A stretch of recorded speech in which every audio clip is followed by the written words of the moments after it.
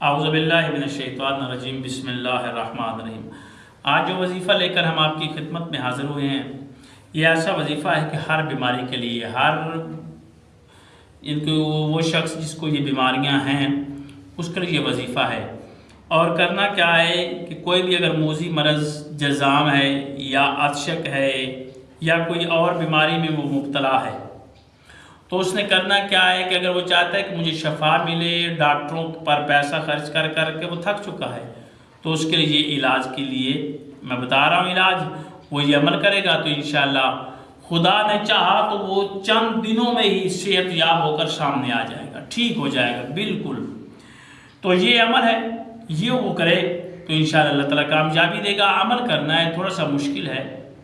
करना क्या है कि आपने अगर चाहते हैं कि कोई भी बीमारी है, आशक है, जज़ाम है, कोई भी बीमारी है, बर्स है, वो आप ख़त्म करना चाहते हैं तो उसके लिए वजीफ़ा है। इसके अलावा आपको सर में दर्द रहता है, आपका ब्लड प्रेशर हर वक्त हाई रहता है या लो हो जाता है, उसके लिए भी वजीफ़ा है।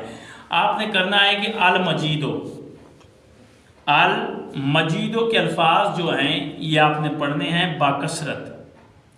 पढ़कर आपने पानी पर दम कर लेने हैं और पानी पी लेना है, ठीक है। इसके बाद इसके साथ एक और काम करना है कि चांद की 13, 14 और 15, चांद की 13, 14 और 15 को आपने रोज़ा रखना है। 13 चांद की होगी, फिर 14 भी होगी, 15 भी होगी, ये 3 रोज़े रखेंगे आप। और इन तीनों दिन आप बाकसरत अल मजीदो इफ्तार के बाद पढ़ेंगे अल मजीदो। ये पढ़कर बाकसरत पानी पर दम करेंगे, पानी पर दम करके आप पानी पी लेंगे, यानी कि उससे रोज़ा इफ्तार कर लेंगे।